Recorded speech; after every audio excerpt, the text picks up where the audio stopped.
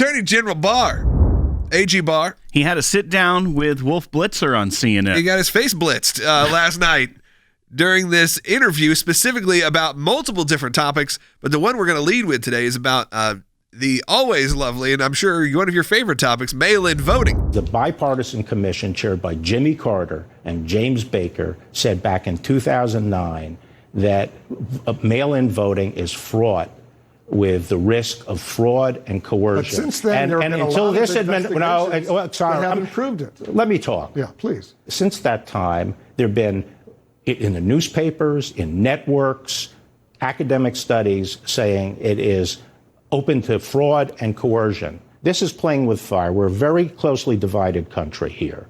And if people have to have confidence in the results of the election and the legitimacy of the government, and people trying to change the rules to this methodology, which, as a matter of logic, is very open to fraud and coercion, is reckless and dangerous. Quote the Rolling Stones, if you play with me, you play with fire. I like how the Attorney General in this moment, he's a very calm man in the hearings when the opposition to him in those hearings, mostly Shuts Democrats, people down, he's very calm and reassuring. With this, he showed you how important it is by getting a little bit of aggression back at Wolf Blitzer, who was being not the kindest with his questioning. He was poking the bar is the way to say it. I honestly think the fraud part about this is a small part. Right.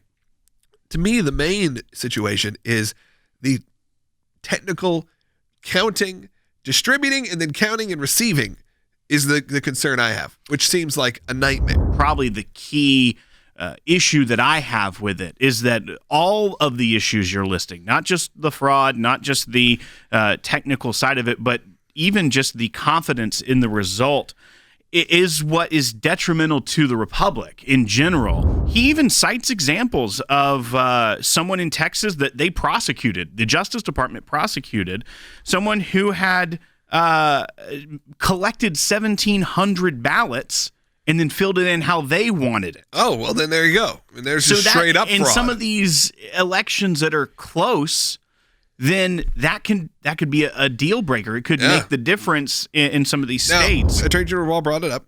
A really distinct difference between the mail-in voting situation and the absentee voting situation. Absentee is by request. Right. A lot of these states are asking for just everyone to get the mail. Yeah. Everyone to get one in the mail, get a ballot. And if you're not, unlike probably me and probably you, I get stuff from my previous person who lived in my house.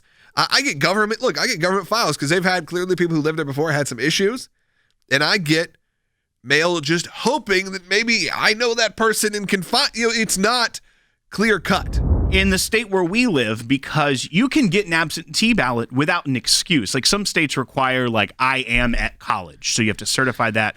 I like how I am at college. Well, I feel like that's official. If I'm certifying something, I have to be very specific. Yeah, and they can verify you're on the voter rolls. Well, it's not just sending out to, what was it in Atlanta? A dead cat?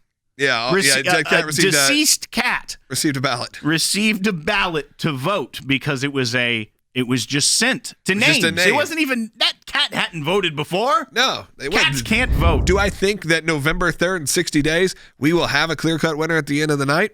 I sure hope so. But it would not surprise me if the media even decides to not declare a winner. We also know that there has been several pollsters and things saying that based off the split in the mail-in voting, that it could appear Donald Trump wins in a landslide on election night. Hold on, But wait, don't be so quick. And we know that this was all set in motion by the former Secretary of State of the United States. Your favorite person and losing presidential candidate Hillary Clinton. Joe Biden should not concede under any circumstances because I think this is going to drag out, and eventually I do believe he will win if we don't give an inch. Already planting the seeds about the fact that on election night, we may not have a clear winner. Obviously, we've been through that before with Bush versus Gore. We've been through it before many a times, but they are talking about the fact that if you're going to have to count all these mail-in ballots and mail-in voting and double checking and triple checking, it is fraught with danger. As Attorney General Barr said, it's playing with fire.